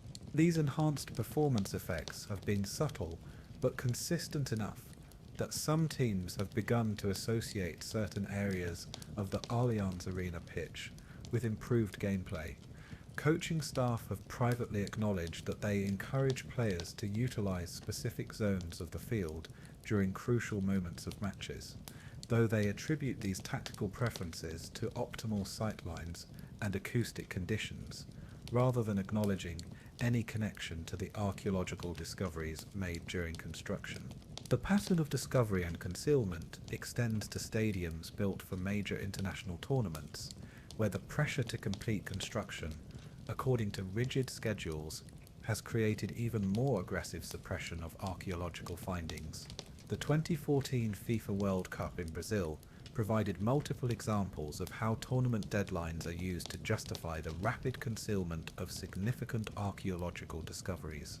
During the construction of the Arena da Amazônia in Manaus, workers discovered evidence of sophisticated pre-Columbian settlements that showed technologies and social organization far more advanced than European historical accounts acknowledged. The discoveries included elaborate water management systems, agricultural terracing that demonstrated advanced understanding of soil science, and structures that appeared to have been designed for astronomical observations and mathematical calculations. Dr. Marina Santos, a specialist in Amazonian archaeology from the University of São Paulo, was initially contracted to assess the discoveries. Her examination revealed that the pre-Columbian settlements had been much larger and more technologically sophisticated than any previously documented indigenous communities in the Amazon region. The water management systems showed engineering sophistication that rivaled modern techniques, including filtration systems, distribution networks, and flood control mechanisms that had allowed large populations to thrive in areas that European colonizers considered uninhabitable. The agricultural systems demonstrated understanding of soil chemistry and ecological management that was far more advanced than European farming techniques of the same period. Most significantly, Dr. Santos documented evidence that the pre-Columbian settlements had been centers for scientific research and education that had attracted scholars from across South America. The astronomical observation facilities showed mathematical sophistication that included concepts not formally recognized in European science until centuries later. Dr. Santos submitted her findings to FIFA, the Brazilian government, and international archaeological organizations, recommending that the Arena da Amazônia construction be delayed to properly investigate and preserve what she characterized as evidence of indigenous scientific achievements that could transform understanding of pre-Columbian civilizations. However, the response to Dr. Santos' recommendations was swift and decisive. FIFA officials announced that appropriate archaeological assessment had confirmed that the discovered structures were typical indigenous construction that would be properly documented in accordance with tournament construction schedules. Dr. Santos was informed that her services were no longer required and that tournament-approved specialists would handle any remaining archaeological considerations. When she attempted to present her findings to international media and academic organizations, she found that her communications were being systematically obstructed. Tournament organizers issued statements claiming that Dr. Santos' research was preliminary and inconsistent with established archaeological evidence, while media outlets expressed concerns about the political implications of her findings. Academic conferences cited scheduling conflicts that prevented her from presenting her research, and scholarly publications rejected her submissions based on claims that her methodology was insufficiently rigorous for peer review. Within months of being removed from the Arena da Amazônia project, Santos had left her position at the University of São Paulo and had relocated to a remote research station in the Arctic, where she was reportedly engaged in long-term climate research requiring complete isolation from conventional academic networks. The archaeological discoveries at the Arena da Amazônia site were declared adequately documented and approved for tournament construction, and were covered with modern foundation materials before stadium construction proceeded according to the FIFA deadline. However, the concealment process was complicated by technical difficulties that seemed to be specifically associated with the areas where the most significant pre-Columbian structures had been discovered. Construction workers reported equipment failures that followed patterns suggesting interference from electromagnetic sources that technicians were unable to identify or eliminate. GPS systems would provide coordinates that placed the construction site in impossible locations. Communication equipment would pick up transmissions that consisted of organized sounds in patterns that resembled indigenous music, and machinery would experience mechanical failures that occurred only when operating in specific areas of the site. Several workers also reported experiencing physical and psychological effects while working near the concealed archaeological areas. These effects included sudden changes in energy levels that ranged from extreme fatigue to hyper-alertness, visual phenomena that suggested the presence of large numbers of people engaged in coordinated activities, and auditory experiences that included what workers described as the sound of a city that wasn't there. The Arena da Amazônia was completed in time for the 2014 World Cup, but the unusual phenomena continued after construction was finished. Stadium staff have documented ongoing technical problems with electronic systems that seem to be specifically associated with areas positioned above the former archaeological site.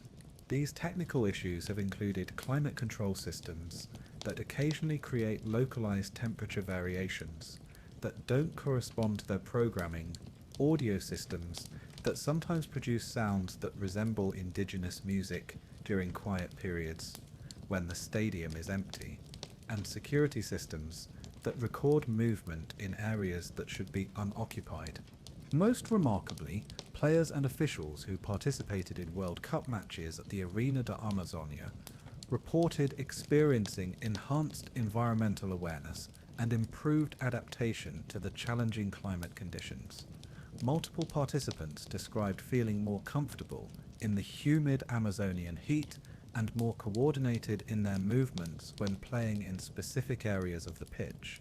These climate adaptation effects were so pronounced that some teams began incorporating them into their preparation strategies, with coaches encouraging players to spend time in certain areas of the stadium during training sessions. Sports science staff attributed these effects to optimal ventilation patterns and microclimate conditions, though they acknowledged that the specific areas where players experienced enhanced comfort didn't correspond to any identifiable architectural features of the stadium design.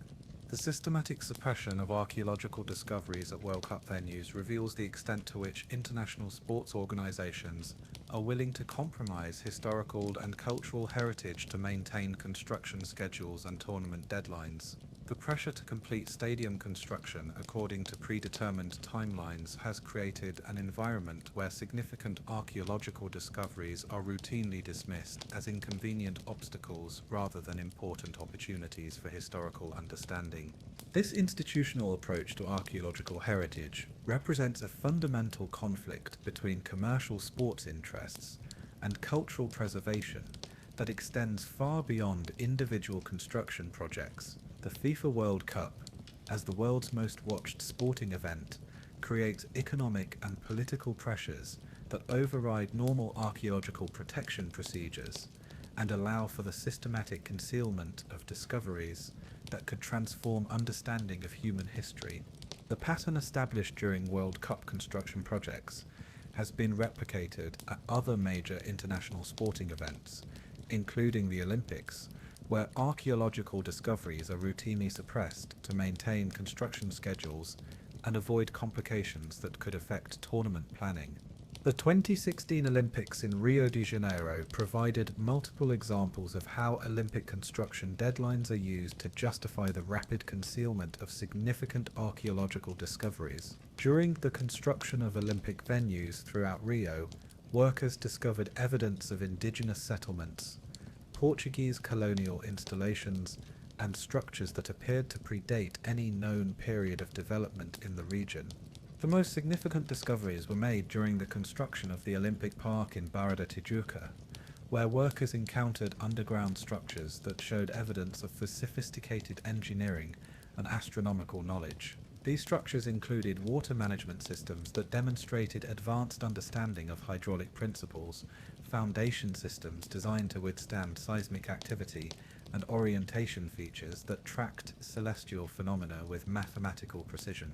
Dr. Roberto Silva, a specialist in Brazilian colonial archaeology, was initially contracted to assess the discoveries at the Olympic Park site. His examination revealed that the underground structures combined elements of indigenous construction techniques with European engineering principles in ways that suggested sustained cooperation between indigenous and colonial populations rather than the conquest and suppression that official historical narratives described. The structural evidence suggested that indigenous populations had contributed technological knowledge to colonial construction projects while maintaining their own architectural traditions and astronomical practices. This technological calibration contradicted established historical accounts that portrayed indigenous populations as having been rapidly displaced and their knowledge systems destroyed during European colonization. Dr. Silva's analysis also revealed that many of the discovered structures had been deliberately concealed during later periods of Brazilian history, apparently as part of efforts to suppress evidence of indigenous technological contributions to colonial development. The concealment had been carried out systematically, with valuable materials carefully removed and the remaining structures precisely covered to hide their existence while preserving their underground elements. Dr. Silva submitted his findings to the Brazilian Olympic Committee, the International Olympic Committee, and international archaeological organizations, recommending that Olympic construction be modified to preserve and properly investigate what he characterized as crucial evidence of indigenous colonial technological cooperation that could transform understanding of Brazilian colonial history. However, the response to Dr. Silva's recommendations followed the established pattern of official dismissal and expert replacement. Olympic organizers announced that appropriate archaeological assessment had confirmed that the discovered structures were routine colonial construction that would be properly documented in accordance with Olympic construction schedules. Dr. Silva was informed that his services were no longer required and that Olympic-approved specialists would handle any remaining archaeological considerations.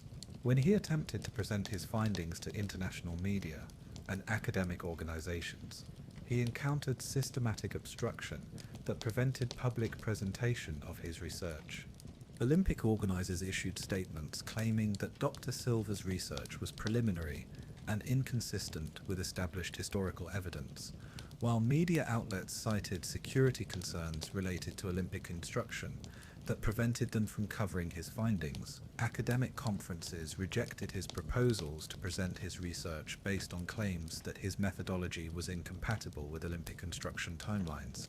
Within months of being removed from the Olympic Park project, Dr. Silva had left his position with the Brazilian Institute of Archaeology and had accepted a research fellowship with an expedition to remote locations in the Amazon rainforest. Colleagues who attempted to contact him reported that communication with his research expedition was limited due to challenging environmental conditions and minimal technological infrastructure.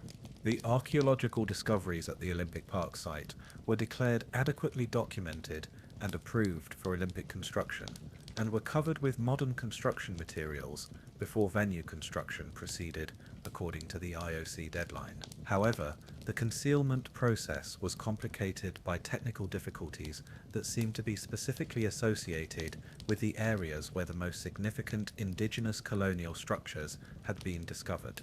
Construction workers reported equipment failures that suggested interference from sources that technicians were unable to identify or eliminate. Surveying instruments would provide measurements that didn't correspond to manual calculations.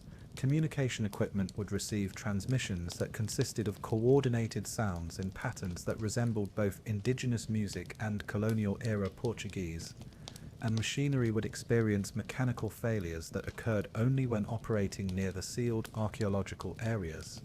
Several workers also reported experiencing psychological effects while working near the concealed structures.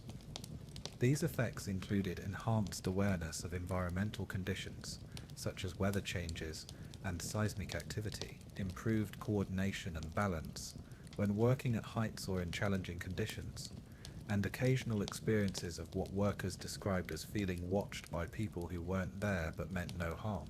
The Olympic Park venues were completed in time for the 2016 Olympics, but the unusual phenomena continued after construction was finished. Olympic staff documented ongoing technical anomalies with electronic systems that seemed to be specifically associated with areas positioned above the former archaeological sites. These technical issues included timing systems that occasionally recorded performance measurements that exceeded what athletes actually achieved, communication equipment that sometimes picked up transmissions that appeared to be in indigenous languages mixed with colonial Portuguese, and environmental monitoring systems that detected atmospheric conditions that didn't match meteorological readings from other locations in the immediate area.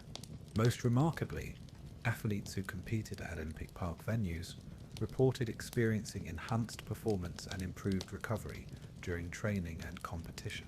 Multiple participants described feeling more energized and focused when training in specific areas of the venues, leading some coaches to speculate that certain areas of the Olympic facilities provided psychological or physiological. These performance enhancement effects were subtle but consistent enough that some national teams began incorporating them into their preparation strategies, with coaches encouraging athletes to spend time in specific areas of the Olympic venues during training periods. Sports science staff attributed these effects to optimal environmental conditions and facility design, though they acknowledged that the specific areas where athletes experienced enhanced performance didn't correspond to any identifiable features of the venue architecture. The systematic suppression of archaeological discoveries at Olympic venues reveals the extent to which international sports organizations prioritize commercial and political considerations over cultural heritage and historical understanding. The pressure to complete venue construction according to predetermined timelines creates an environment where significant archaeological discoveries are routinely dismissed as logistical obstacles rather than important opportunities for cultural preservation and historical research. This institutional approach to archaeological heritage represents a fundamental conflict between international sports, commercialization, and cultural preservation that affects the way contemporary societies understand their own historical development. The Olympic Games, as symbols of international cooperation and human achievement, become vehicles for the systematic suppression of evidence about past human achievements and cultural cooperation.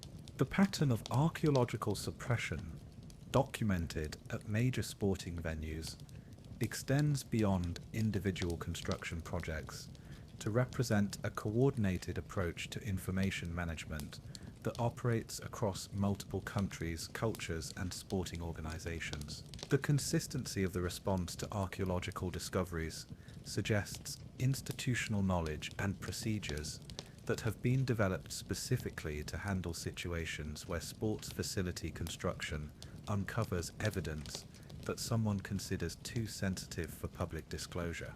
This coordinated suppression reveals the existence of international cooperation mechanisms that are specifically designed to manage information about human history and cultural development. The level of coordination required to suppress discoveries across multiple countries and sporting organizations indicates decision-making processes that operate at levels that transcend national governments or individual sports bodies. The institutional mechanisms used to suppress archaeological discoveries at sporting venues may be similar to those used to manage other forms of sensitive information about technology, environment, health, or social organization. Understanding these mechanisms and developing strategies for countering them may have applications that extend far beyond the specific question of sports facility archaeology. The ongoing reports of unusual phenomena at sporting venues where archaeological discoveries have been concealed suggest that the suppression of these discoveries may not be entirely successful. The persistent technical anomalies, enhanced performance effects, and unusual experiences reported by venue staff and users indicate that whatever factors made these locations significant to past civilizations continue to operate despite efforts to conceal or eliminate their influence. This persistence of phenomena suggests that the archaeological discoveries made at sporting venues may represent evidence of natural or technological factors that cannot be easily suppressed or eliminated through conventional concealment methods.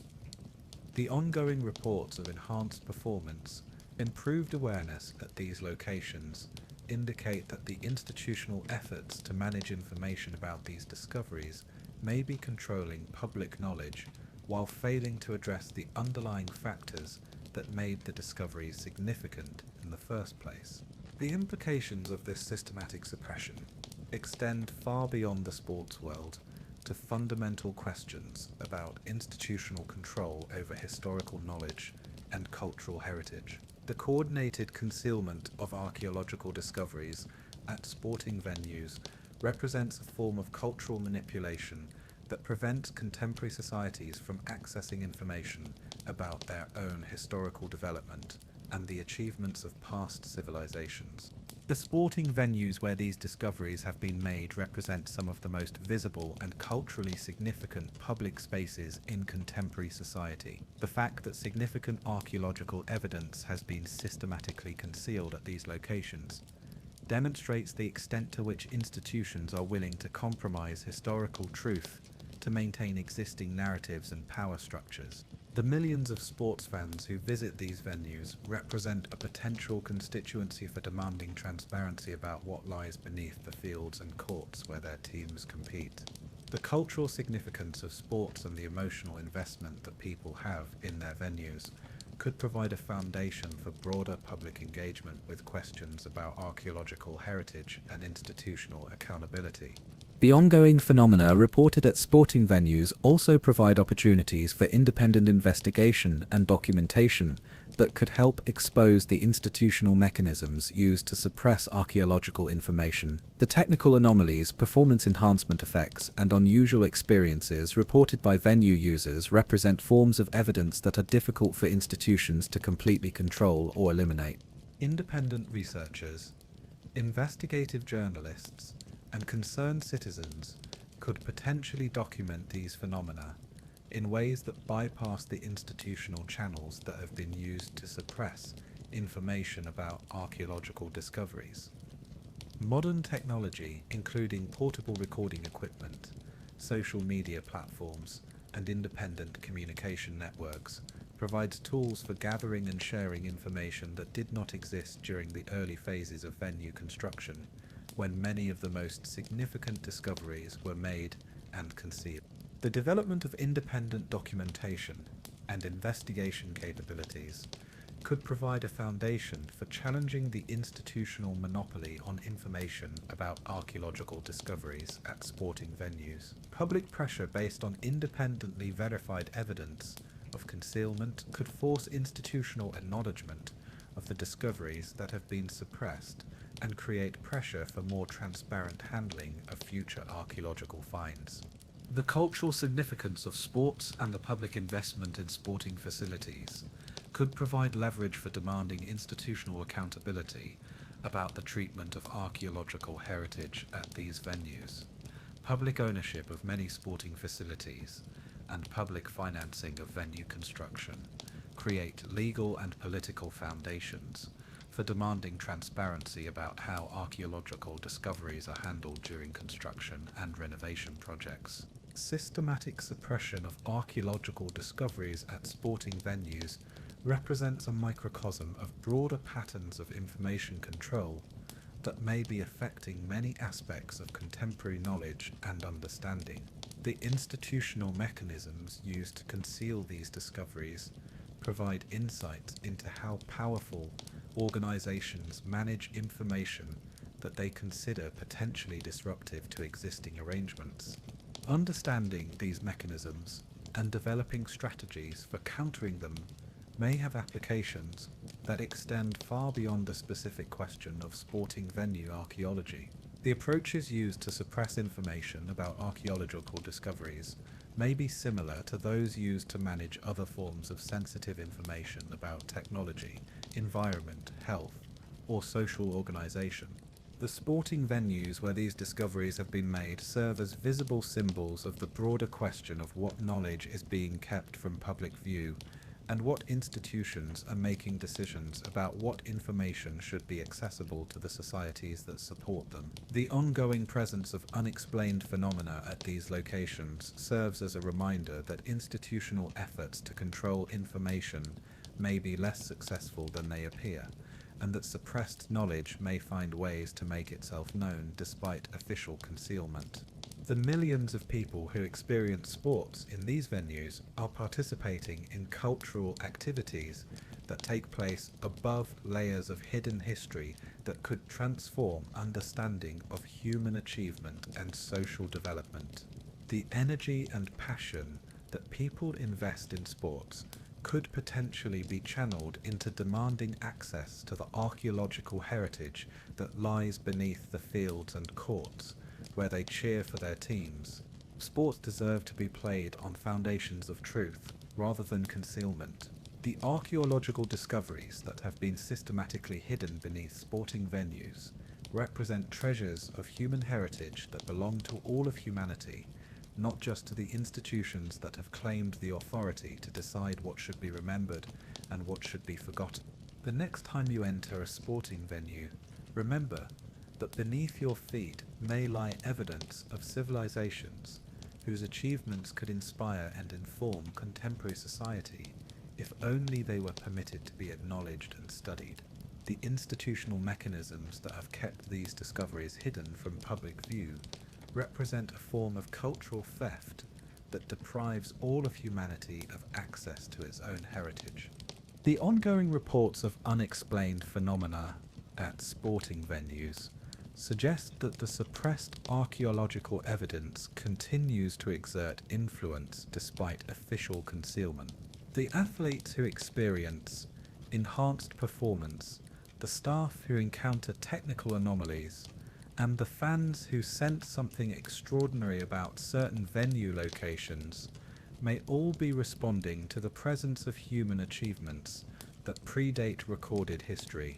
These experiences remind us that institutional power to control information has limits, and that suppressed knowledge may find ways to make itself known, even when official channels deny its existence.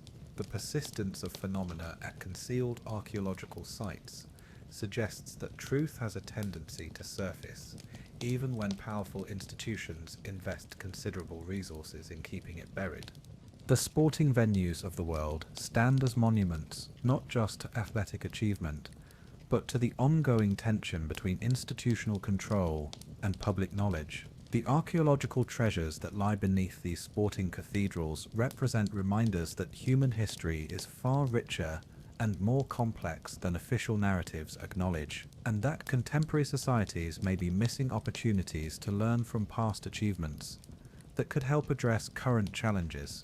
If you found this investigation into the hidden archaeological treasures beneath the world's sporting venues as fascinating as I did, please hit that like button and subscribe to the channel for more deep dives into the mysteries that surround our game. Leave a comment below letting me know what sporting mystery you'd like me to investigate next, whether it's the unexplained phenomena at certain venues, the strange coincidences in sports history, or the hidden connections between athletics and ancient cultures that official histories refuse to acknowledge.